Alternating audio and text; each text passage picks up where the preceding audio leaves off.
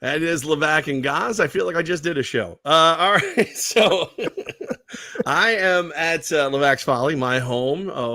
Not a home away from home, just home. And Goz, where like Carmen Sandiego? Where in the world is Thomas Gozlowski the third?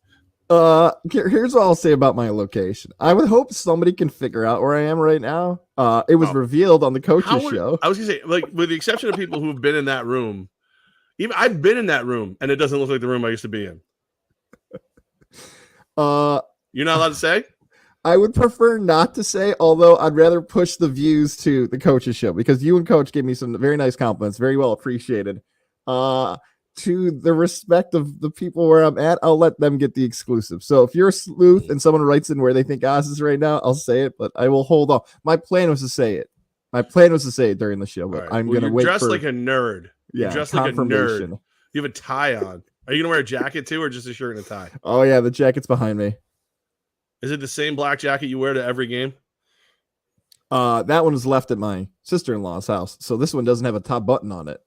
Does it fit? Yes, it fits. Is it like your little small jacket thing going on?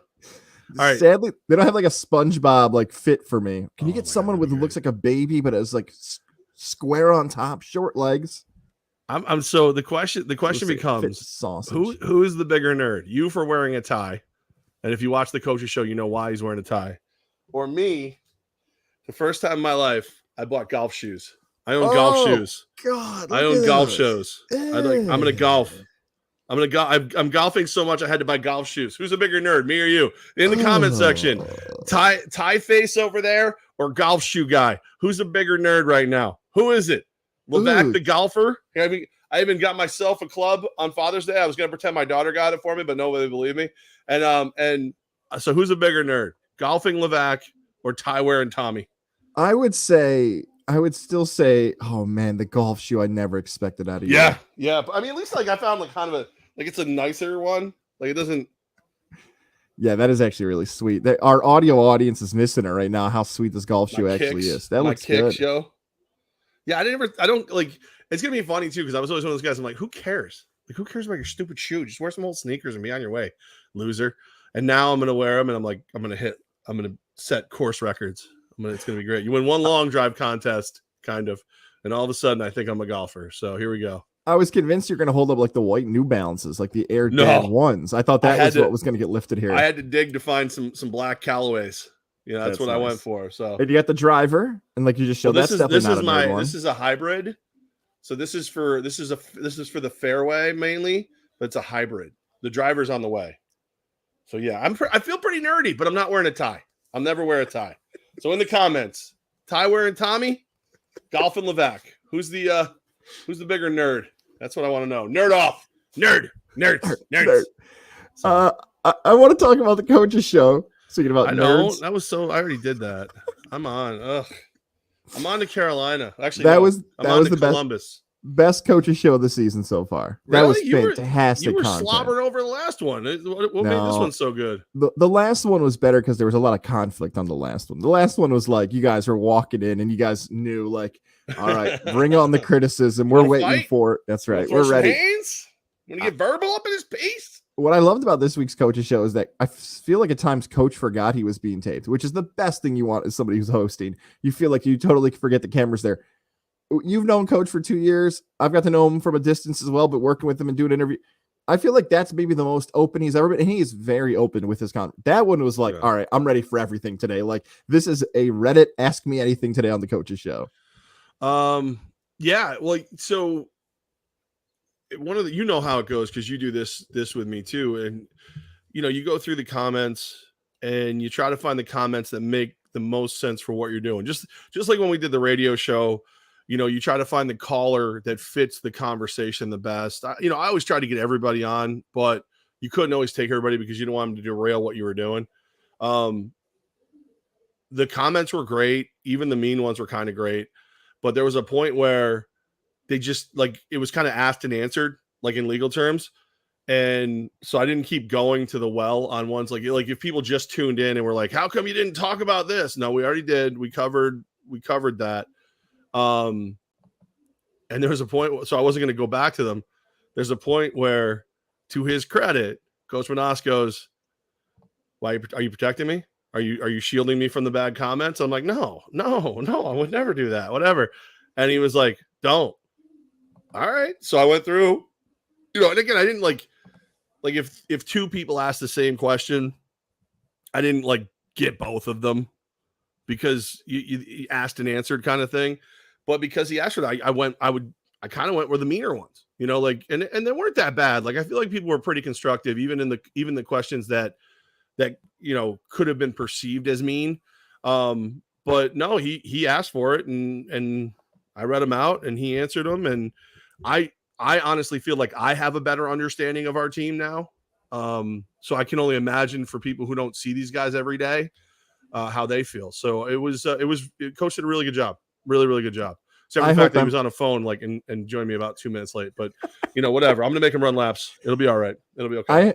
I hope Empire fans appreciate that transparency and openness, honesty from a coach, because there's a lot of coaches shows that will be, we're taking this one game at a time. We're worried about next week. We're not, it's a struggle Right. for the fan base to be engaged in the conversation. It's a struggle for the host to actually make it compelling content. That was not your guys' comment section was flooded within 20 minutes of that show. And like you said, like, coaches ready to start teeing off at the plate for whatever comment, positive or negative, or he seemed like he wanted to, like a fastball. He's like a hitter at the plate that wants the hottest heat to see if he can hit it. That's what happened. And you know what? And look, two things to happen from this past weekend that were really not just Albany-centric storylines, but it was the whole league. First, we'll start with the Albany one, though. What a heartbreaking loss. I mean, Yeah. I Didn't feel good. I didn't like it. I can tell you that. It was not my favorite thing. No, and I feel like I'm a broken record because this is like the fourth or fifth time we've come on after a loss and talked about a play difference, a clock difference, a first down, a penalty. Again, a great game from Carolina, but coach can go back and fans of the Empire can go back and say, it feels like, again, a few plays was the difference between that Carolina win overall being on a game-winning field goal. Yeah, and it's one of those things where, it's very easy right now to pile on the officiating in this league. It's comfortable. But I mean, you do that in every league. I know from my interactions with our officials here, the strain and the stress they're putting on themselves to try and get it right. It's not, none of these things are like ineptitude or any of those things. There's systems that need to be tweaked. When we switched to Iron Man, it put these guys in a position, not to fail, but to struggle a little bit. And I think there's a real effort there to get it right. As a whole league, there's always an effort to get everything right. But like, the reason that I wanted to talk about the officials this week really had nothing to do with a blown call or a good call or whatever, because you don't want to do that anyway. I want to understand the rules, because there's Jack out of the box, right? You hear guys like you say that during the broadcast. I have that conversation about it, and people go, oh yeah, they just nod. Like, everybody acts like they should have known exactly what it is and everything. And then you go back to it and you're like, well, what does it mean? What exactly does it mean? Because I'll be honest with you, my interpretation of the rule did not have them with the ability to go sideline to sideline. So I wasn't even right. And I see it every day and I deal with it every day. So luckily I don't coach it, thank God, because I didn't know. But I wanted to go through the rules and really have coach explain them, so that while you're sitting here watching them and you're pissed off that this one's right and that one's wrong, whatever, sometimes we're pissed off about rules that they didn't get wrong. So it's not even fair to these poor officials. So I was and coach is a really good teacher when it comes to that stuff. So I wanted to share that with everybody. So that was the reason we did that. But there's a lot of people who want to blame the refs for everything, and it just doesn't make a damn bit of difference. It's not like because those touchdown catches were or were not touchdown catches, somebody's going to go back and go, oh, Carolina loses, Albany wins. It just doesn't make a damn bit of difference. So now it's just talk about the rules. The more we understand the rules as fans, I think it'll force the kind of cleanup that everybody's hoping for. Yeah, it shifted from venom to the officials, because there's parts of sports, it doesn't matter what the sport is, that fans are not going to be, wow, what a great call that went against my team. Yay. That's just not going to happen ever. But it's now changed from I hate the officials to, at least for me, now I feel sorry for the guys because now we can't get away from it. Because look, I get the Albany Carolina game has a few calls that can go either way, but unfortunately today the commissioner had to come out. I'm sure you saw the statement. The commissioner had to post on social media and released on the league website about the San Antonio finish. About an official basically falling ill during the game, and they're down an official in the clock situation, a game touchdown. That's a problem that even if they've improved, which they have, I would say overall from the course of the start of when Iron Man kept slowing down the game to what it is now, they've made the game better to watch, unfortunately, because whether it's the teams are even, whether it's close calls, whether it's a smaller field, enhanced replay crews, which have done a great job across the league, it feels like for most of the cases, that they're missing some, and it sucks. I don't want to do the same. I want to talk about record-setting performances and how great athletes are. I want to get off the storyline, but my God, it continues to dominate the league, and I hate it. Well, and that's why, obviously being a team president, being a head coach, you're supposed to really, really tiptoe when you talk about officiating. You're supposed to. That's the rule. And we decided to be open and honest about it. And, we'll see exactly how that goes. But the reason we decided again is it's one thing if an official's wrong and whatever. But again, I'm watching and I'm hearing people destroy these guys. And sometimes they're like, I know that rule. And it's like, no, you don't. You know that rule in the NFL. You don't know that rule. I know the AFL. Okay, well, that's, again, that league doesn't even exist. So we really wanted to make sure that everybody kind of got a better grasp of some of the more intricate NAL rules. And that way, at least when you're supposed to be ticked off at an official or you're supposed to be ticked off at a coach or whatever.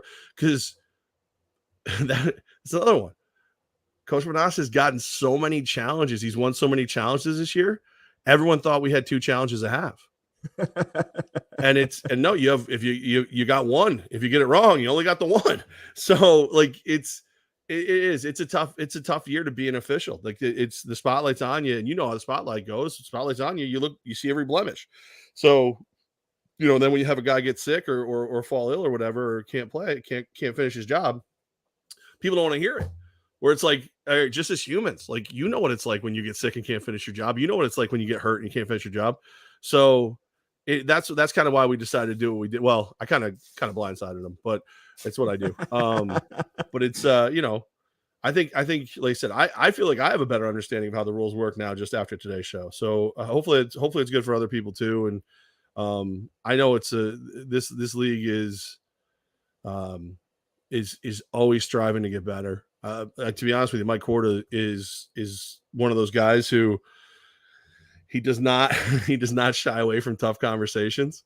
So every time we see an overabundance or really good point from our fans, he makes, he'll have me send him a screenshot and he'll send it to the commissioner, or he'll have me send it and just be like, hey, just so you know, this is a question that was posed and we think it's one that deserves at least some attention. And it's never one of those you guys stop sending that crap. It's always one of those, okay, looking into it, we'll talk about it the next call, stuff like that. So I feel like I say this all the time.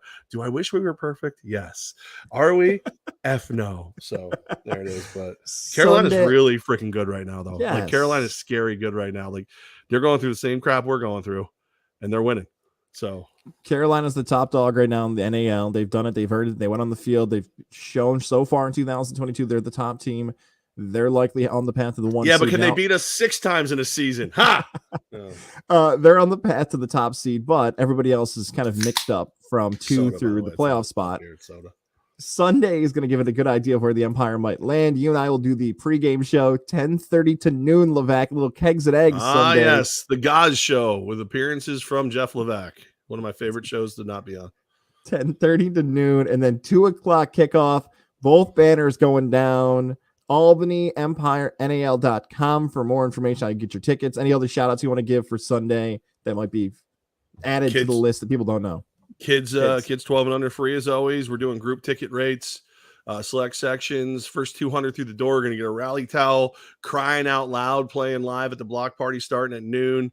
cannot wait. Evan Franz, will there be an autograph signing on Sunday? Yes, there will.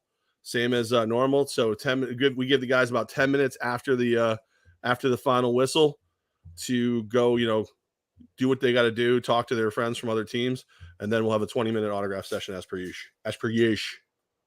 Love it. Empire, cannot wait. Looking forward to being a part of the broadcast. Make sure to come out to the game. And somebody who supports the Empire, support Levack and Goz, Gonzalo Media, all good people. The Goz Show featuring Jeff Levack occasionally. It's a good show. It's our friends over at Mohawk Honda. Now's the time to trade in your vehicle. They want to buy your car this summer. Think about this. The supply chain is still in a weird mix where you can actually trade in your vehicle, sell back your vehicle, and get more than you actually originally paid for it. That's what Mohawk Honda can do for you in Glenville, New York. I love them. Drive my Pilot around the capital region. And now with my in-laws in it across upstate New York, what a thrill. But I have space. I have room. I have room for those baby seats with my young, beautiful nieces. I can spill their Cheez-Its and goldfish all over my nice blame the babies. Go ahead, loser. 2022 Pilot, maybe that's the car you have in mind, or you're starting to eye up those 2023s that are on the way. Mohawk Honda can get you in a new ride and money in your pocket. They buy cars. They're doing it this summer. Mohawk Honda, Glenville, New York, where they always go out of their way to please you. Very cool. By the way, I will be visiting one of the fine Mohawk establishments tomorrow. Uh-oh. I will be there. Care to guess which one of the three I'll be at? I'm for our audio audience, the banner up on the screen now says Levack sucks at life and 3 exclamation points and in all caps. I'm guessing Mohawk Chevy's or I'm guessing the service department. The collision center. The wrong guys. The collision center is where I'll be headed because I scraped the front quarter panel, took some paint off. So I got to go in see Jerry and the peeps at the collision center. What happened? Beautiful truck. Where was it? We had a great dinner with my daughter. We did our Father's Day dinner. We actually decided she was like, I want to get some wings. So we went up to Rusty Nail, backing out of a parking spot. Somebody was coming the other way. I don't think they were looking at me. So I went to swerve a little bit and I just shaved it off the posts. So those dreaded posts in the parking lots got me again. And I've been hiding it from everyone because it's embarrassing. And I'm very sad about it. And it's going to get fixed very soon. Oh, look at Techie's Fire and Water Restoration wants to know why you're wearing a tie. That's weird. It's weird. It's weird how my phone commented from that. Why are you wearing a tie, guys? Huh? Tell everybody why you're wearing a tie. I'll say that about that wonderful wing spot. That's a tough place to park. They got a second parking lot like up on a hill. That's where I was. Oh, you're up on the hill and you still got it? Oh. Yeah, still got it. Yeah, not happy. Very sad. I actually reached out to Andy Gelcher and I was like, our years of friendship, I need to ask you for a favor. And he's one of the nicest guys in the world. He's like, whatever you need, man. What do you need? I'm like, don't make fun of me. He's like, it's a tough favor. What do you need? And I showed him a picture and he goes, oh, that's not even bad. I'm like, it's bad. It makes me sad. So, well, at least you're in good hands at the collision center. They're going to like completely, ride. Yeah, they're like, hey, I'm going in for the estimate tomorrow. And they're like, do you want to go through your insurance? I'm like, no, I don't. No, not the insurance. You just take care of me, help me out. So, yeah. So since you talked about Mohawk, I decided to tell you I suck at life. I was so sad. My poor kid. She's like, I'm sorry. I distracted you while you're backing up and whatever. I'm like, don't take the heat for this one. Dad sucks. Dad screwed up on this one. I was very sad. Do you feel more ashamed on this one or the time that horrible pole attacked you at U Albany? This one, because I'm being perfectly honest with you, the pole is still not my fault. The pole is somebody else's fault. He'll never admit it, but it is 100% somebody else's fault. Well, not 100. It's like 80% somebody else's fault. I was guided into that pole. Guided into that pole. This one was me. You thought there was comedy on the way, and then it didn't turn into be very funny. This was just me. This is just me. Like this is like if like the runway person was directing a plane into another plane, that would be the runway person's fault. Now, if the plane guy, the pilot of the plane, the pilot of the plane is just randomly driving into other things, that's the pilot's fault. Okay, the traffic controller puts you into one, that's on them. Charlie. So there you go. So yeah, so I'm sad. Very sad. Very sad What about that one. What's more likely to happen in 2022? You make a second visit to the collision center, or Rob Gronkowski plays another play in the NFL? Dear God, I hope it's Gronk. How much does this one hurt you that he's retiring for the second time? Because I know you love him. I know he's your boy. I love Gronk. I don't believe it for a second. Did you see Schefter's tweet about this, about Drew Rosenhaus, who we've actually been when we used to cover? Well, we still probably could cover. Now the COVID's backed off a little bit. Patriots training camp. We saw Rosenhaus there the most recent time we had gone and covered the Patriots, and Gronk was on the team. Here's what Rosenhaus said. It texted to Schefter. It would not surprise me if Tom Brady calls him during the season to come back and Rob answers the call. This is just my opinion, but I wouldn't be surprised if Rob comes back during the season or even next season. This is twofold though, because on one hand, like on the surface level, it just he did it once before, and if let's say the Buccaneers are 4-4, looking really close, probably need a tight end, or a playmaker, an extra blocker, that kind of thing. And Brady calls him, he coming running. He will. I gotta tell you, I think the only way it doesn't happen is if any of those rumors that Brady wants out of Tampa come true. Because this is, let's get just nefarious, right? Let's just get down, dirty, dark crap. If I'm Brady and I haven't been able to force you to trade me yet by telling you that I want to be traded, what's my other leverage? I want to play. I don't know if I want to play here. I might want to play in Miami. I might want to play in San Fran. I might want whatever. I start chipping away the people that I brought in. I start taking away your other toys. Like, hey, look, you got two choices, right? Me, you're going to win 9-10 games, even without a good team around me. Draft's not going to be great for you. Or you just bite the bullet. Send me where I want to go, stock up on draft picks, and I'll stop taking away the rest of your toys. I don't like any of those scenarios because they all feel somewhat true for my favorite team. Here's the thing with Gronk too. Gronk was good last year. There was a phase there at the final few seasons with the Patriots that Gronk was no longer Gronk. He was good last year for Tampa, catching touchdowns, really making plays. Really he was, I don't want to say back to the old Gronk, but I think that's the best way you can describe it because it feels like old Gronk was always hurt because he's just what does Rex Ryan describe him as? Godzilla running down the field, just like people hanging off of him. King Kong or something. Yeah. The theory does make a lot of sense. I'm hoping, here's what I hope, and I believe this. I've convinced myself this is the truth. He just doesn't want to go to training camp. He doesn't want to go. That's probably, he doesn't want to go to training camp. That's fair. I'm sure Brady, you know what I was going to say? I'm sure Brady doesn't. Brady has the leverage. Like he can go in the same camp as like a Michael Strahan, a Tony Gonzalez. If they didn't want to go, he doesn't have to go. I think Brady likes going. I think Brady's such an ultra competitor. He actually likes doing that stuff and staying away from his family that he clearly hates. I see Gronk coming back in like November. Now remember, OJ Howard's no longer with the Bucs. He's signed with the Buffalo Bills. So they've got some super young tight ends there. So look, Gronk will probably come back in November. Hell, maybe after Christmas. Just sign for a little bit, come back and play, and then be done. I don't want to say Eric Weddle, but I'm sure he saw Weddle was like, ooh, is that an option? Can I just come back for a few games and win a Super Bowl? I like that idea. Well, also with like Brady, like what's going on with Brady at training camp, right? He's getting to know his receivers. He's doing what he wants to do. It's not like Brady's running, cone drills. Brady's not doing like pure conditioning. It's, hi, Tom. What would you like to see from these gentlemen who will be catching footballs from you this year? Like he's better off being in the kitchen as the chef than taking more time off. Where Gronk knows exactly what Tom's going to want from him if he shows up. So yeah, there's definitely a possibility to it that he could just say, I'll be there if you need me, but if you don't, I'll be over here chilling out. I don't know. I don't remember how his contract was set up. Was he locked in for another year, or is he a straight up free agent? I believe he's a free agent. Yeah, he can go wherever the hell he wants. He can go wherever the hell he wants. So that's always interesting too, because you say only Brady, but who knows? He's got other friends in the league too. You just never know. You never know with a guy like Gronk. He's weird. He put out a statement like the full Photoshop retirement app message. You can't retire or do anything in life without using the notes feature on your phone. Yeah, but at least Gronk put a Photoshop on there. He didn't thank the Patriots.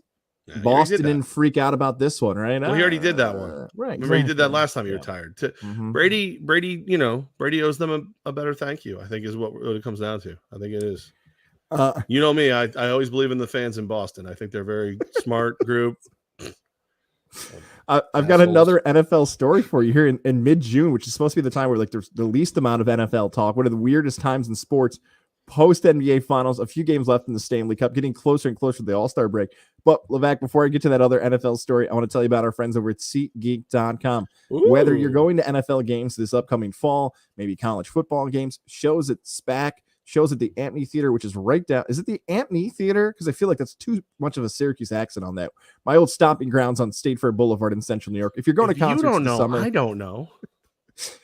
Use SeatGeek.com, SeatGeek, SeatGeek.com, and use the promo code GOZ, G-O-Z, for $20 off. $20 off your first purchase over $50. So you're buying 3 or 4 tickets for your buddies, you get that over $50. $20 off using the promo code GOZ, G-O-Z. Maybe you're looking forward to those March Madness tickets upcoming this spring, MVP Arena. Maybe you're looking for the Notre Dame Syracuse game, whatever it might be. SeatGeek.com can get you the discount when you use the promo code GOZ, G-O-Z. Buy your tickets this summer and fall on SeatGeek.com and get $20 off when you use the promo code GOZ, G-O-Z. Huh. It's weird. There was some confusion about the promo code. Oh, is there? Yeah, it's from Godzilla Media, no less. Promo code GOZ or CBS? Which one would you like? Why don't you get into my YouTube? I don't even know how you actually did that. Me? I would never do such a thing. You really don't know how that works? I'll show you later. All right, what's your other NFL? Oh, is it that lovely human Deshaun Watson? Yeah, there's been a story now out today that Deshaun Watson has reached a settlement with all but 4 of the accusers in the lawsuits. I want to make sure I get that correct. Yeah, I'll go with lawsuits. Yeah. Pending lawsuits. Complaints, if you will. Yeah, complaints we'll go with. So a settlement with all but 4. I'm curious if your reaction to this is similar to mine. I can see you laughing. For our audience, he's laughing because he knows my reaction is the same as his. Yeah. I don't know. No? I don't know. Like, because here's the thing, right? So, how many? I've long said that I don't know exactly how this played out with Deshaun Watson. There's a chance he's just a creep, but not an actionable creep. Like he's like, hey, how much extra for a little rub and tug, as opposed to, grabbing people and doing like crossing you can cross the creep line without crossing the illegal line. It's not a great place to be, but you can do it. But for the sake of this conversation, let's say his actions were heinous enough that he would have at least been suspended by the NFL. Okay. How many people do you have to sexually assault so that 4 sounds like a low number? The answer, 24. Can you imagine if this story all along was Deshaun Watson sexually assaulted 4 women? We'd be like, oh my God. But because it was 24 women, we're like, oh, it's only 4 now? Okay, as long as it's not that bad. That's okay. All right. At least he's got most of it worked out. No, you still haven't come to terms with 4 women that you violated in some way, shape, or form. And because it's so much less than the number that we know of, people are like, well, I guess he won't be suspended now. No, you're screwed. You wanted to get screwed, Deshaun Watson? You're about to get screwed. The NFL said so. The outrageous level of that is why you and I are both amused by it. Nothing because of the actual things that happened. It's like, it is so outrageous that there's nothing else to do. Like, this is ridiculous. Like you said, the fact that it's 4 and we're like, okay, all right. That's not so bad at that point. Yeah, that's 85% got cut off. Now, 2 other things to clarify, because I think these 2 things are really important. One, to remind people, that is the same attorney, same lawyer on all 24 cases. Yeah. So if there are settlements, right, depending on how the settlements are paid out and what the agreements are with their clients, I'm under the assumption that attorney is also getting a cut of all those settlements, whatever that number might be, 5%, 10%. Usually it's 33%. Usually 33%. That's when something like that. Look, Deshaun Watson signed the highest contract in the history of the NFL, just a few months ago. He's got the money now. I don't know how if they gave him a big one lump sum, but he can take out a loan and he can pay it off.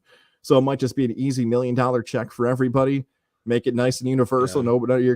None of your clients can complain about what their payment was, unless you're those 4 who thinks maybe they want more money. I'm just going off the headlines here. I can't tell you what each individual case is, but it feels like everybody got what they wanted. And to the point about Deshaun Watson, even though he may not be indicted, even though he may not ever face any charges, the NFL can still give him a year-long suspension. Like the Trevor Bauer thing. Well, that's what they said. This hasn't changed what we've collectively agreed upon. This has not changed any of that. So he is still going to be suspended. It's a question of how long, and if they figure out a way to get into his pocket, even though his contract kind of protects him from that.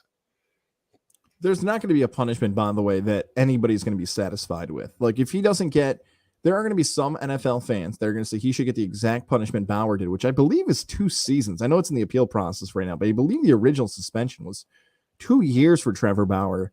Now, here's the other thing we have to. Yeah, but nobody liked Trevor Bauer. So there you go. Hey, you know what? Not only did nobody like Trevor Bauer intentionally went after the commissioner. You know, it's like, I've been going at my boss for a really long time. Now my boss gets to decide how bad he wants to punish me. Like, might as well just pack up the bags, boy, and see you later. I'm going to be out for a while. Yeah, exactly. It's a bit of an IQ test too. Like, you're going to intentionally go after your commissioner when you know that your laundry's dirty. Like, that's probably not the smartest thing to do. That's why I wonder still, back to 2021, if Watson just played, so how many years of his career is he going to miss for a crime he may or may not have committed legally? I'm saying something legally, he did that may or may not have been a crime, I think is where we're at this point. Could miss 2 years of his prime of his career, right? Yeah. Which I'd go over, by the way. My answer is over. I know we got another comment. I think our guy Tom said over as well. I would also go over. I'd say about 4 games. Tommy Gross says over. And he thinks he'll play about 6 games. All right. I don't know. It's weird. It's a weird one because it's the sheer number. Like, the sheer number changes this thing. Like, because we're probably never going to know what really happened unless one of these women, these 4 remaining, if this is all true, unless one of these 4 remaining women decide it's not worth the money and legitimately just goes, I'm going to tell my story. And that's all there is to it. I'll make my money, from the Oprahs of the world and the Datelines and stuff like that. And then she'll probably get sued from him, but we'll never know what fully happened. But it's such an embarrassment to the league. It is such an embarrassment to the league that Goodell's going to have to drop the old, integrity of the shield clause. And I think he probably gets 6-game suspension. It's probably 8, maybe. I don't think it's going to be much more. So you're looking at it on what Zeke got a few years ago? Yeah, I think it's be right in that neighborhood. And the thing with Zeke's was, you had video of Zeke being a douchebag at times in his life too. So it's like you don't have it is literally a he said, she said, except for there's 24 she's and only one he. But it's literally a he said, she said. So that's why I don't know if he would get as bad as Zeke yet either. Like I think the 6 to 8 range because he's so freaking embarrassing. I think that's pretty fair. I think that makes a lot of sense. Maybe they add on 2 more because of the situation, the publicity it's got, and all just the sheer numbers of everything else. We'll wait and see on that. Let me ask you this one though, just something that I was just kicking around my brain. A lot of people are pissed off because Cleveland built his contract to avoid financial punishment from the league. Like they could suspend him for the entire season and he loses $1 million. That's it. Of that 250 or something, whatever the hell it is. So if you're right and the money he's not giving to the league this year, let's call it $24 million. If $1 million is going to each one of those women, are you okay with it then? Or is it like, because I would much rather those women got that money than the NFL got it. Oh, so you're saying it actually comes right out of his. I want to make sure I understand. So if he's sure the NFL's not getting his money by suspending him, but that money is still going. He still has to cough up that cash. He's just giving it to the victims, alleged victims. We don't have anything. Do you feel a little bit better about it? I'd rather it went to them than the league. Is my point. So like if that happens, If this year's salary that he's not going to lose goes to them instead, I'd be all right with it. Maybe it even goes double down. Maybe all of it goes to a charity to support the cause of abused women or a cause of like, it's some very, I know what you're saying though. Yeah. It feels a little dirty that the league is just going to pocket the penalty money but... is usually donated in some variety. I know the NBA does. Yep. But like, I just like they shadowed, I don't know. I remember what his annual salary is. If I think, let's just say $30 million they protected by doing it the way they did it. Well, if that 30 goes directly to the people he wronged, I'm all right with it. Move on. Good to go. On to the next.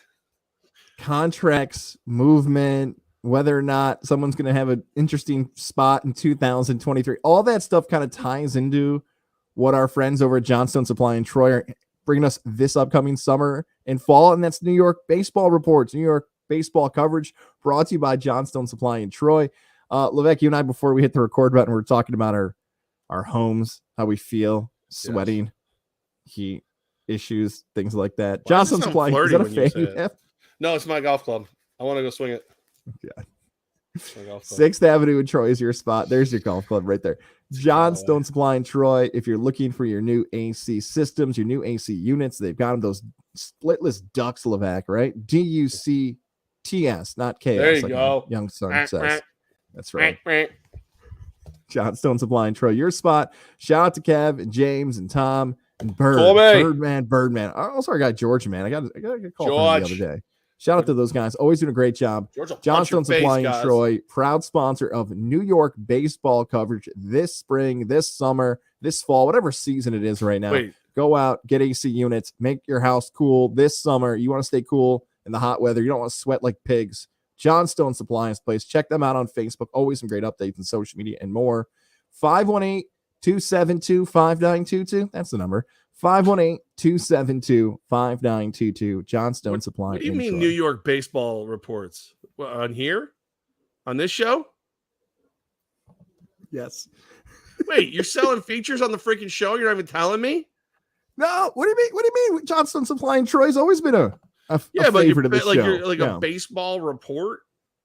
So we gotta do a New York baseball report every. Oh, look at this. Oh, well, oddly enough, Rehab with the Rumble Ponies and Judge versus Judge.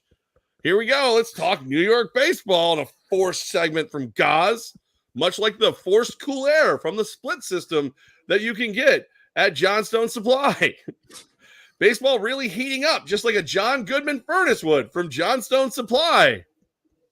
Does it feel like I'm selling out more with the tie on? Is that what you're saying? Oh, 100%. The ties are, I'll tell you right now, Nestor Cortez has been just as reliable as a nice Milwaukee tool set that you can find at Johnstone Supply. I want someone to show up at Johnstone Supply and Troy with a tie on. Be like, God sent me. And he said, this is what I have to wear when I buy it. I think the only thing that looks less like, actually, the tie is more nerdy than the fanny pack. The tie is nerdier than the fanny pack. I don't like this. I don't like corporate sellout Goz. Feels corporate sellout salesy. Goz brought to you by. If you need insurance, call Jared Lozier. This is what he wears to work. He also wears the tie. Yeah, by the way, Jared, I'm ready for the next golf tournament. This bad boy right here is hitting your bad boys. That's what's going to happen. It's going to happen right there. I got golf shoes now. I'm in. I'm serious. Do you have any care about Aaron Judge's arbitration tomorrow? Do you care at all about it? You do? Okay. Yeah, because it's stupid. Shouldn't be happening. Should not be happening. I mean, because here's what's going to happen with Aaron Judge, right? So we're going to get through this season. Right now, he leads the league in home runs. Everything. I believe everything. Yeah. I mean, if he's not at the top, he's in the hunt for all offensive categories. He's been playing center field for you this year and playing it well. Like, you should have just paid him. You should have, because at the end of the season, if he gets through this all like he normally does, well, he normally gets hurt, but like you just get the feeling he's gonna get through it all. You're gonna have to pay him. You're gonna have to pay him real money, and every year you wait to pay him is another crap year at the end of his deal. And everybody who's gonna get all pissed off about that at the end of his deal, just remember how many great moments he gave us when he was making next to nothing. So the fact that you're going to arbitration with arguably the face of all Major League Baseball on a team that has more money than arguably all Major League Baseball just feels cheap. It just feels wrong. Just pay the face of baseball. Just get ready. Just, pay him and put the plaque up in Monument Park. Just do it now. Just do it. Arbitration feels cheap. Reports have said that the Yankees have submitted $17 million for Aaron Judge. Right. Aaron Judge has submitted $21 million. Because I think that's pretty much the cap he can ask for. Yeah. And also, a reporter recently asked, if I'm the Judge, I turn around, look at him, and go 32. Get out of my office. Get out of my quarters. Beat it. Get out of my courtroom. I believe it's Marley Rivera asked Aaron Judge about it today, and Aaron Judge said, "I'm looking forward to tomorrow." Yeah, who wouldn't? Nice fat pay raise, and you absolutely deserved it. Although your employer technically didn't give it to you, which sucks. Right. And the whole arbitration thing in baseball is hard to understand. And I think that's why I even opened it with do you care? Because a lot of times these contract situations, because of arbitration, which is super unique in baseball, they're eventually going to get what they deserve, just not the way they wanted to get it where it deserves. Where it's yeah, we all agree you should get paid more, but we just don't feel like it. So somebody else is going to have to tell you deserve what you get. That whole thing, it's grimy, it's dirty. And for Yankee fans, right? Yeah, I mean, someone else told us you're worth that much money, but we're still not going to pay you. They're going to do everything they can not to pay, as you said, the face of baseball, the best player, the star, all that stuff. Yeah, I don't know. There's a part of me that, so I used to work for a guy named Bob Oswald. The legend, the Hall of Famer. Absolutely. And the Bob father himself. And Bob would always have some of the highest paid talent in the market working for him. I was not that. I think I would have been at one point. But there was just, you never heard reasonable people complain about what they made when they worked for Bob Oswald. People flooded to wherever he was. That's just what it was. The Yankees should not be the team that is arguing with the face of baseball over, at this moment, $4 million. In all sincerity, the arbitration, the only way I'm not mad at the Yankees right now is if we find out this is how arbitration went. Yankees walked in with a suitcase. The arbiter goes, "Okay, I'd like to hear both sides." And the Yankees turn the suitcase around, open it up, and there's $21 million inside. And they say, "Are these medium-sized bills okay, Mr. Judge?" That's it? You should be using this as a way to soften the fact that negotiations didn't work already. That's, if you're the Yankees, that's all I want to hear. They should push an ATM into the room and go, "What denominations would you like, sir?" That's the only way that arbitration is okay. You're the Yankees.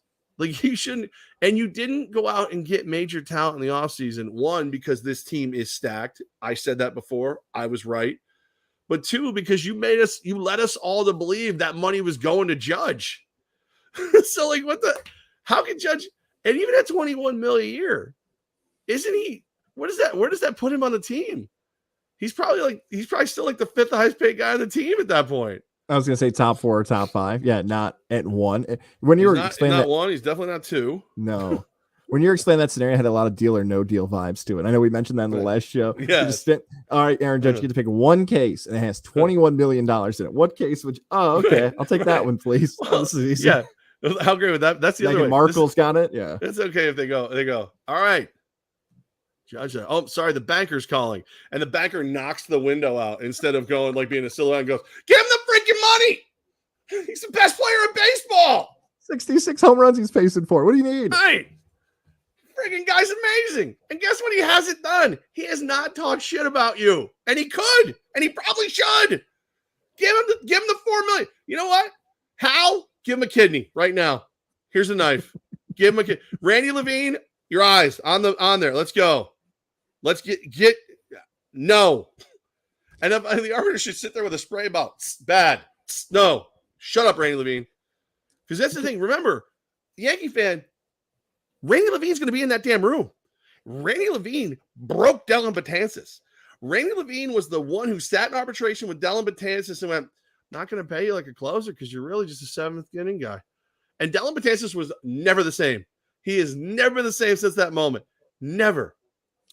I know a lot of details have still not come out about the contract with Jeter. I'm talking the tail end, the last one. I'm sure they've held it for the captain, that ESPN 30 for 30 that's coming out. I wonder if Randy Levine was in there for the final Jeter negotiation too, which is now through rumors and agents and press has become legendary of like, we're not going to pay you what you think. This is not a Kobe Bryant deal. Like, this is not a Dirk. Like, we're not getting you. I wonder if Randy Levine was there too, because look, I bring up the Jeter thing because, and this is the question that's now looming over the Yankees for the next 4 months, as well as they're playing.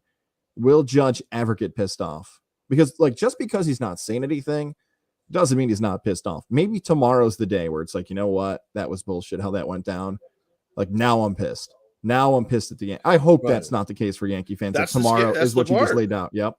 He's in. Yep. Randy Levine. Like, Satan tells freaking scary bedtime stories about Randy Levine to the demons in hell. He is a dick.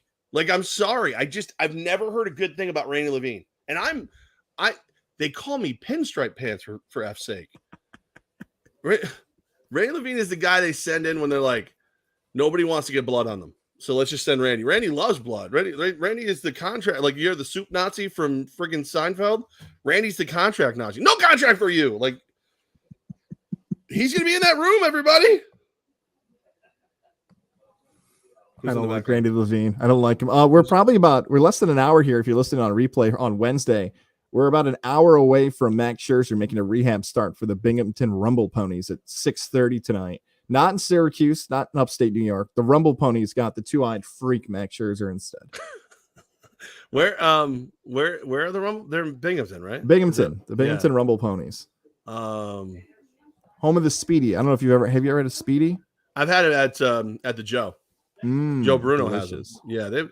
Yeah, that's the one thing I will give a lot of love and credit to to Joe Bruno Stadium, the Valley Cast. They try to bring a mixture of all of New York in there. Actually, I ran into old Southpaw today. I brought our boys Mac and Jack to the Saddlewood Field Day to hang out with the kids, and Southpaw showed up. Nice. It might have been a little mascot battle. I'll tell you what, we rolled deep, my friend. Punching each other Jack. Like that, right? Mac and Jack. So actually, I think we negotiated a potential. A little tease, a little breaking news from you. It's not official yet, but it's pretty official. I think the Valley Cats and the Empire are going to work together on a little summer ticket package for people. Oh, I like that. Yeah, we're trying to save people some cash, get them out there having some fun. Mac and Jack double clothesline Kumar Rocker, little 3D Legion of Doom style tag team move on Rocker. They definitely work well together, Mac and Jack. They know what they're doing. They don't play around. No. Does it matter besides not getting hurt what Scherzer does tonight in this rehab start? Doesn't even matter. As long as he's healthy and gets off the mound. I think it's 75 pitches. Mm-hmm. I think is what you look, because he's often said 75 pitches means he's ready to come back. So I think you want healthy and 75 pitches, which means he's back. But he's with the Rumble Ponies. So did you ask to go out there and cover that? No, I did not. I did not do that. For your I hear noise in the background. Is there a lot of commotion at your new job? Yeah, there is. There's a lot of stuff in the hallway. Is there? What's going on? You know how not turn the camera and show us? Yeah, there's nobody out there now. Yeah, I'm sure there isn't. Liar. You know how bad I am to like start. I would say this, of all the people I've ever met in my entire life, like anybody at anything, there is nobody who's a slower learner at stuff than me. Like, I've accepted that is one of the crutches in my life. I'm on snail pace right now of learning what's going on in this building. As many other things. Do they know you're there? Like, are you like the reverse example of the stapler guy from Office Space? Like, where they're basically firing him, but he just keeps like moving through the building. Where you're like the reverse. You just snuck in and started pretending you work there. Like, what's gonna happen if did you lie to me? Do you not really work there? No, I do. I have a pass and everything. You sure? I don't know. Yeah, I would like. How funny would it be if all along, like, you're sitting here and trying to honor them and not and give them the chance to announce it the way they want to announce it, but all along they were just using you for pub and they can't believe you're not talking about the fact that you're at CBS. What a twist! They just wanted the engagement. Hey, June's kind of you're out. They were like, hey, we need Corey from Greenwich to get excited about our sportscast again. So we're gonna bring in Goz for a little while. Of course, as he misses us. It was between this or posting about Chick-fil-A, and some other people do that, so we're passing on that one. You have to do at least one sports report from a Chick-fil-A just to be a dick now. You have to do one. It's a rule. It's either that or a haunted house. One of the two. I'll do that. I would tell. Well, dude, speak- Goz is the guy to go to a haunted house with. The first time we ever went, he protected me. He did. He kept them away from me. And then when I farted, he blamed the ghosts and ghouls. He's like, ghosts. "Oh my god, I think one of them farted." I'm like, "Yeah, me too." Smell like they're dead in here. These zombies. Smells like death. Jared Lozier does not smell like death. There you go. Jared Lozier does not smell like death. He is a good person. He will save you money in 2022. Jared Lozier, Northeastern Insurance. Home, car, small business, whatever you may need. Jared Lozier is the guy to call this summer with prices continue to go up for your daily buys, groceries, gas, whatever it might be, diapers. Prices. You got real uncomfortable. You got real unconfident on the daily buys. Am I buying diapers every day? What is going on there? Why is he pooping so much? Kid poops a lot. High fiber. If you got questions about poops, Jared Lozier. You'd like to insure your poops. Jared Lozier. Jared Lozier. JAREDL@anymail.com. Text him about poops. Email him about poops. Baby poops, diapers. JAREDL@anymail.com. And if you really want to save cash, which you should want to do this year, one call, one text. Hey, I'm looking to save some money. This is an easy way to do it. Jared, can I get a quote on something? He will do it for you. Jared Lozier, Northeastern Insurance. 518-956-3753. 518-956-3753. Run that back on the audio side. Write it down. Save it in your phone. Text him. Hear you all the time on Levack and Goz. I would like money. Jared Lozier, Northeastern Insurance. He also answers to baldginger.com. It's his website. Oh god, I hope it's not porn. No, don't do that. Don't use that. That's not true. It's not this. Did you see what Shams, aka Shams, is reporting? No, what is Shams? Shams, aka Shams, is reporting that sources have told him that Kyrie Irving and the Brooklyn Nets are at an impasse in conversations about his future in Brooklyn, clearing the way for the seven-time All-Star to consider the open market. Don't do it. The Lakers don't do it. and the Knicks are expected to emerge amongst potential suitors. Well, I think he's going to look great with the Lakers. I think that'll be fantastic. It'll be fine. Completely makes sense that Brooklyn wants nothing to do with him. Completely makes sense. I mean, like, you spent all this money to bring in these two guys. They barely played together. I know that this is going to bother some people, but he was healthy and he could have played. He chose to take a stand by sitting down. I took shots to go to Yankee Stadium for F's sake as a fan.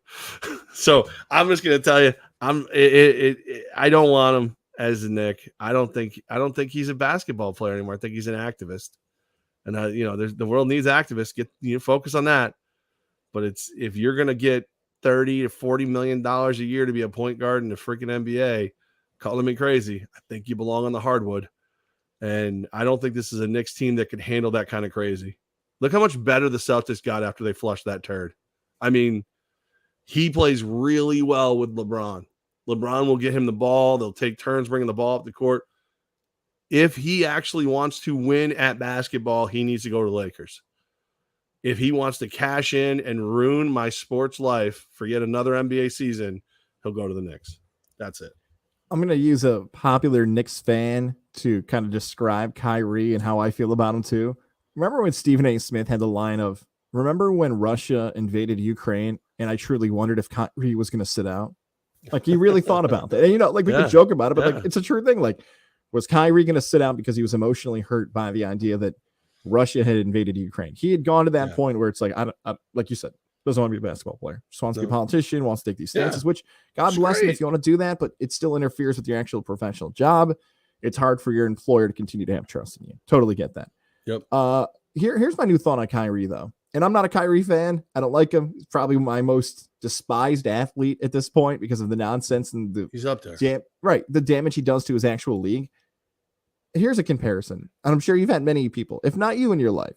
There's certain friends you have in your life where you just kind of look at them and be like, why are you doing that? Like, no, ask what you usually ask. Why are you the way you are? Why are you you and my daughter ask that question all the time. Why are you the way you are? Why are you the way that you are? Especially guys like who might be in a relationship. Like, you might know a friend who was cheating on his girlfriend. You might know a friend who got in fights or, got busted for a crime or whatever it is. Like, can you just stop being that? Like, maybe it's time to grow up. Maybe it's time to like not be an idiot college kid and get married. Maybe it's time to call an Uber. Maybe it's time to not go out till 3 o'clock. No, like there's certain things that people you meet in your life are like, okay, at some point they might change. I'm a hopeful that Kyrie has maybe hit that point in his life where he's like, all right, enough's enough. You're out of your mind. You're out of maybe your mind. Enough's enough. So he's like, you know what? I was wrong. I can't win without LeBron. I was wrong. I'm gonna go to New York. This is why. This is where, your beautiful wife has done you a disservice. This is where you're the beautiful, talented Mrs. Jordan Kozlowski, the 75th, has done you a disservice. You've never dated a cheater. You've never dated a terrible person.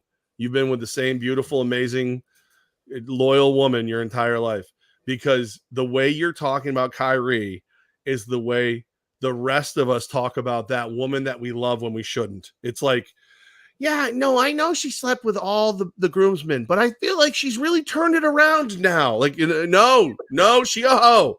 No, yeah, sure. Like during the prom, I couldn't find her, and she was with the football coach, not even a player. But no, now she's got it. That's the way you're talking about Kyrie.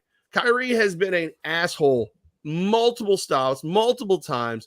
He has proven that there are multiple things more important to him than basketball, and even more things more important to him than winning at basketball. And you're like, maybe he's got it this time. Maybe this was the time. No. Kyrie is a mess. I just closed my window by accident. What about this though? That's very, very accurate. Would he make the Knicks better? Would they be a better team if he played? No. For a little bit. You know what? Probably the first 20 games of the season, he'd make them like a 15-5 team. Something like that, where all Knicks fans be like, you know what? I told you he finally turned it around. No more. Turned out she had gluten intolerance. That's why she had to sleep with everybody. It was something. It wasn't even a damn gluten got her. That's everybody knows the gluten will get you. You'll try to, and with Kyrie, it'll be like, because he just never had that MSG love. That's why. And then he'll go off the rails yet again. You want to see how bad Kyrie is? You want to see how bad he is? Here's how bad he is. Corey from Greenwich, who loves every player ever. When I said go to the Lakers, all caps. Don't you dare bring Kyrie on the Lakers. No, thank you, Levack. Yeah, all the offense, but no defense. Still don't need that drama. That's how bad he is. The guy who loves everybody hates him. The guy who has 32 favorite NFL teams hates Kyrie Irving. That's how bad he is. And even though he played in Brooklyn, even though he is still a national talking point, it also still feels like Kyrie can't handle New York. And you and I get that comparison. Like, right. New York City and Brooklyn is not covered the same. Like Kyrie, day in and day out. If you thought he had a lot of coverage in Brooklyn, it's going to get turned up a little bit more in Madison Square Garden. Well, because now, and also, like, God forbid, monkeypox or COVID 72 or whatever. Where's the place he's not going to be able to play? It's going to be New York. It's going to be us. And you're going to bring him in. You're going to do it. I know the Knicks are desperate for a point guard. Desperate.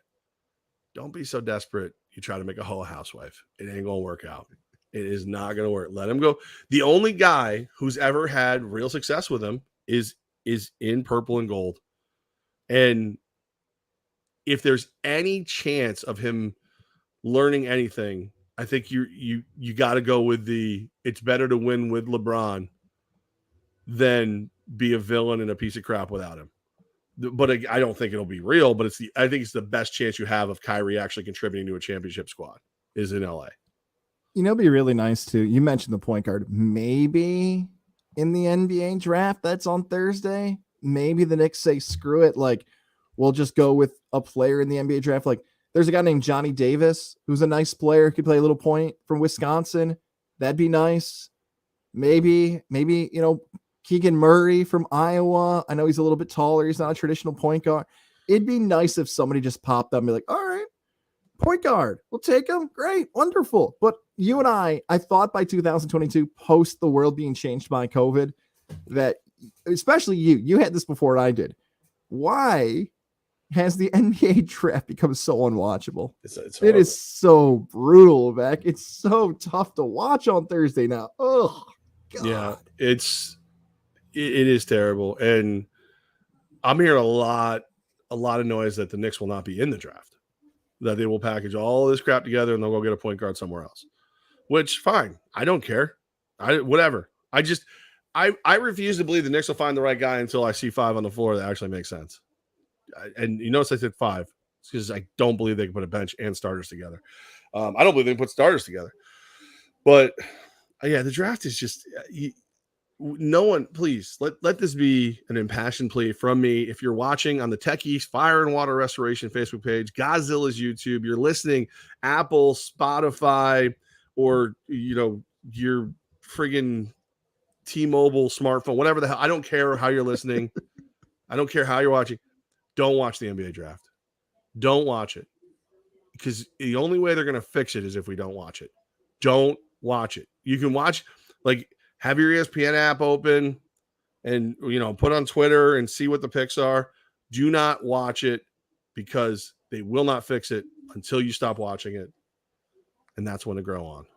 For our podcast audience who might just be here for the first time, because our 1 year anniversary of this is coming up in July. There are some people who have no idea why you despise the NBA draft so much. Why don't you walk us through why the NBA draft for you has become embarrassing, basically, at this point over the last couple of years? You need a slide rule, an abacus, and a complete sober brain to enjoy the NBA draft. And even then, you're probably screwed. How many times do you go, oh, all right, the Hawks have drafted Joe Blow. All right, wait. Well, no, but he's not going to the Hawks. He's going to the Timberwolves. And then before Joe Blow gets to the Timberwolves, he's now had the Hawks hat on. He's backstage. They already gave him a Timberwolves hat. Well, maybe he's still wearing the Hawks hat, but he's already been traded to the Knicks. And they still put in the thing that he was drafted by the Hawks. He's been on 4 different teams from the time he walked down the stage, put the hat on, and held up the jersey. And he's still shown as a Hawks guy. So if you're trying to just enjoy yourself with your friends, drink a few beers, eat some hot wings, I don't know, maybe we'll say you're a Hooters. A beautiful woman walks by, you're distracted, you're like, crap, Joe Blow went to the Hawks. And everybody's like, no, he didn't. And, well, no, it says the Hawks. Oh, no, but that was 6 teams ago. Joe Blow is currently a member of the Jackie Moon squad, the Breeze there, or whatever the hell they were called. He's on that team now. It's so just do what the NFL does. Oh, we have a trade. Do the noise. Everybody. Ooh, there's a trade. Oh, here we go. And then you put him down as on that team. And if another trade happens, you know what the NFL does? They move the logo again. So now he's still represented by the team he's currently freaking on. That's what they do. The NFL knows. They want you to be throwing back ice cold Bud Lights and enjoying yourself. They don't want you to sit there and go, all right, I know we drafted the player we wanted, but I've heard a rumor he's going to be traded. Oh, yeah, he already got traded 6 times.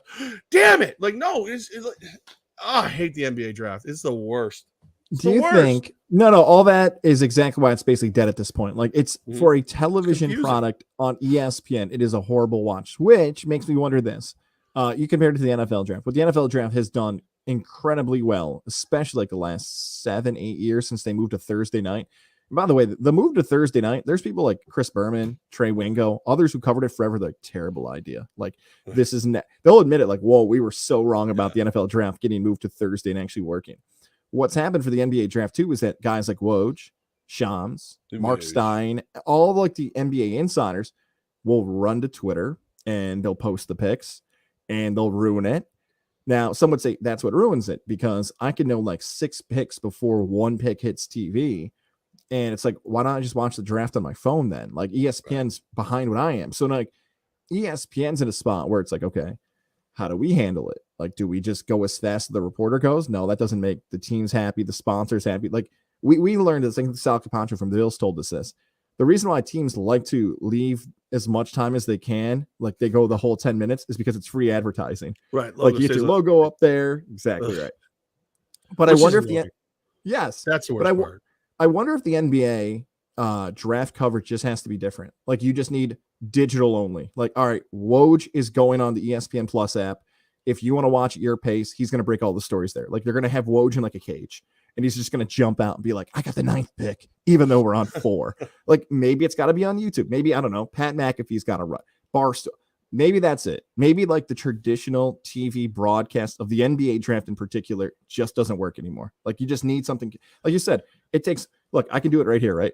It takes 1 second for me to change a logo on here to somebody else. All right. Like, that's all it takes, right? That's all you got to do. And that's look, the thing. Boom, just like that. You can do it on something like this.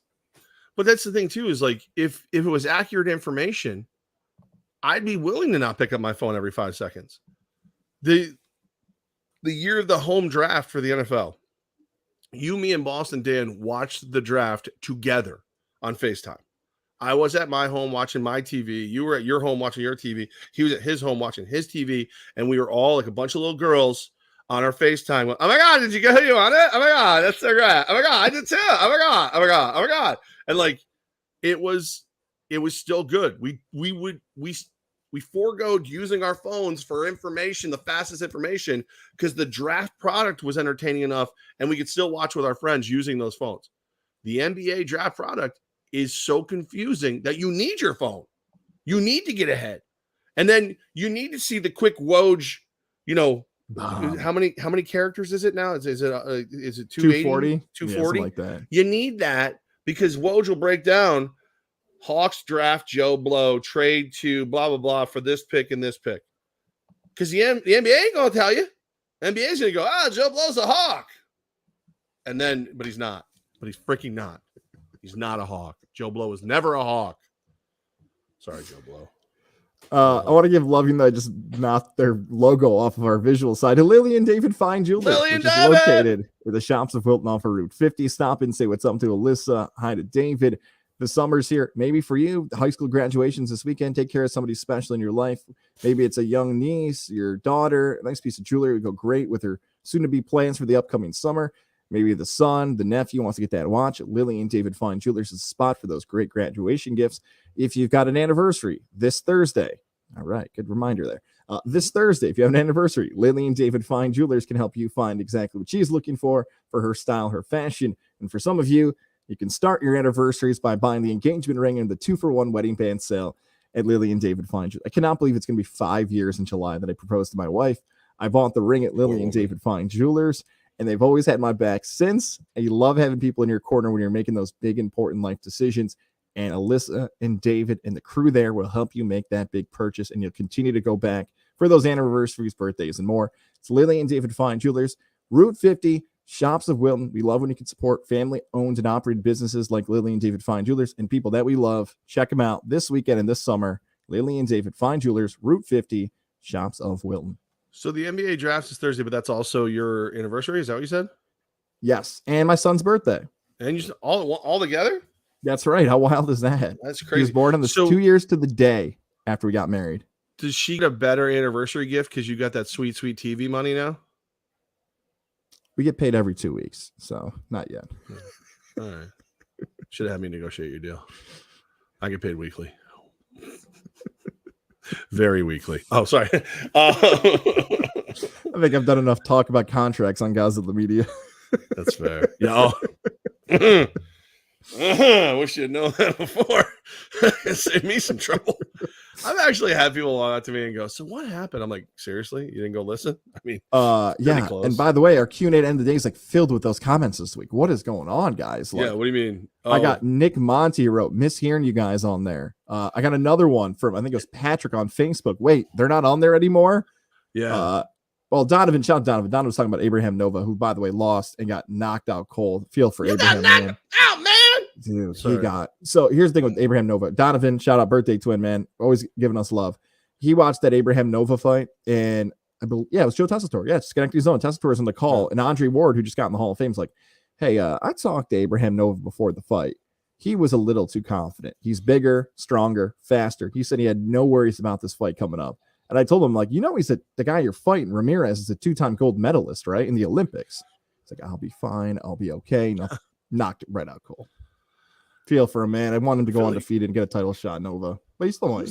I'm just going to put this out there. Joe Tessitore, just tons of BDE, right?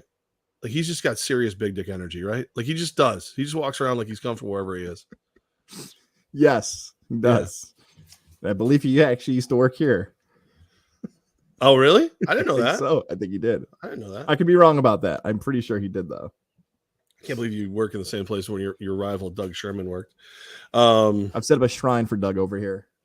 Is it just Plenta? Just like 2 pens. Just 2 pens. Spelled out with an S. Rubber banded together as a cross. And that's right. Yeah, I have noticed that. So I golfed in we gave away a bunch of passes to a Labatt golf tournament like forever ago. Like we started working on that kind of stuff. And so I got to golf in it this year, which I think is hysterical that I finally get to golf in things. The things that they would have made me work in the past. And I just about every Labatt and bar person I ran into was like, man, when did the show stop? I'm like, well, it's been over a year for me personally, which means the show you're referring to probably like a year and 4 months, a year and 6 months, something like that. I was like, no. I'm like, yeah. I thought I heard you the other day. I go, podcast? No, I don't listen to those. I'm like, well, then you didn't hear us. So. Okay. Yeah, thanks for nothing, dick. But my mom had. Oh, go ahead. No, but it feels like after a year of me being off, more people are coming up and going, yeah, I just heard it. Just heard you were gone. I was just listening. I still get the occasional. I listen to you every day, and I'm just like, oh, poor bastard. Thanks for being polite. Appreciate it. I love my thing. I tell you this all the time. I love going back, like, and checking out the numbers. Because, like, look, how many people watch something live or within 24 hours? It's going back and seeing how people might have missed something before. This technology is, we didn't invent this, but it's like cool doing this and watching it come back and forth. But I've just accepted that some people will never even understand this is a thing. My poor mom was great. She was like so supportive of everything that's going on. She goes, wow, now you're going to be on real TV. And I'm like, she's like, you know, she's like, do you know YouTube has TV now? And I'm like, I don't even know what to do with that statement. I don't even like. I love your mom. Where to begin. Your mom hates me, so it's okay. I don't mind. No, that's why she doesn't watch, because she hates me. Statements like that, I'm like, you know what? You can't win that battle. No, but some people have never listened to us on the other format, have only listened to us on here. It's crazy. I don't believe that. 100% true. I think you're going to see you being on El Televisione again. I think is going to add to the people who come and watch this. I hope so. That'd be pretty cool. I know that'd make our sponsors very happy, and it would make you and I happy, and it'd make everybody happy. More people, more power. I don't care. I don't care either way. John Laurinaitis, people power, which he's now suspended from the WWE, so that's probably not the best reference there. Great. I just don't care if people watch or not. I don't. All those years of telling everybody I wanted to be canceled, I'm just like, I feel like I've like canceled myself by leaving the airwaves. So now I say whatever I want. It's beautiful. You still haven't answered why you're wearing a tie. Are you going to be on TV tonight? No, I can confidently say no. When are you going to be on the television so your mom can watch? I have a joke there that I'm going to keep to myself that I'll text you. I don't know. I'm sure it'll be on social soon. If you watched or listened to this, you got the exclusive. Just don't share it on social. Let my boss and everybody else here get the views and clicks. Wow, are you serious? You can't tell people? Because I've been telling everybody. Oh, that's cool. No, I mean, it's fine. Everybody. I told everybody. I was going to say it on the field Sunday. Who wants a T-shirt and Goz works for CBS? It was going to be. I was going to wave you up doing the play-by-play. Or color you have any advice? I'm getting out of here. You and I are Sunday, 10:30 to noon. Kickoff at 2 o'clock. The Empire. Yes. Looking forward to the pregame show. Yes. I'm requesting through the Albany Empire president, Darius Prince, Dwayne Hollis, and Coach Damon Ware to join us for the pregame show. Don't you have their numbers? I think I got to double check. I will make sure it's recorded, and we'll do it on the right computer this time, so I don't have a fit like a baby like I did for the last pregame show and start pouting everywhere. I enjoyed watching. I had not been up. I don't know if I said this on a previous podcast. I have not been that upset after something went wrong tech-wise since McNabb at the Super Bowl. McNabb wasn't tech-wise. McNabb's just a dickhead. That's all. Dude, I was devastated. I barely recovered for the broadcast. The best part about the McNabb thing was Dana White coming to be your champion and like just screaming across the floor at Radio Row. What's wrong with you, McNabb? I was like, yeah, get him, Dana. That was my favorite thing. I did become a Dana fan that day. I did. And you did a good job with that. Dana White. That is one thing. The UFC guys, the fighters, and like Dana knows, whether you like them or not, if you ever talk to them in person, you'll like them. I've never met a UFC person that I don't end up liking in some way, shape, or form. Even Robbie Lawler, who could barely talk, like he just was nervous. You could tell, I didn't want to talk. First time I ever talked to him, I was like, he's a good dude. You could tell. Masvidal, Usman, you thought they would both be dicks because they just got in that fight. They were cool. McGregor, Usman, yeah, all those people. So I guess that's that. Advice for you, guys, stop wearing a tie. Can you get away without wearing a tie? Can you like negotiate not wearing a tie? You like wearing the tie, don't you? kind of do like the tie a little bit. All right, everybody get Goz ties. That's Goz wants ties. Happy Father's Day. Can people throw ties at me up in the 300s this week? Just like Jim Nance does, the sweaty tie on the teenager after the title game? No, because we don't have 300. We only have 200s. But we don't have a third level. But but so no, they can't. Where have I been sitting? In the 200s. Okay. My advice is Goz learn more about the building that he broadcasts from on game weeks. Have a great night.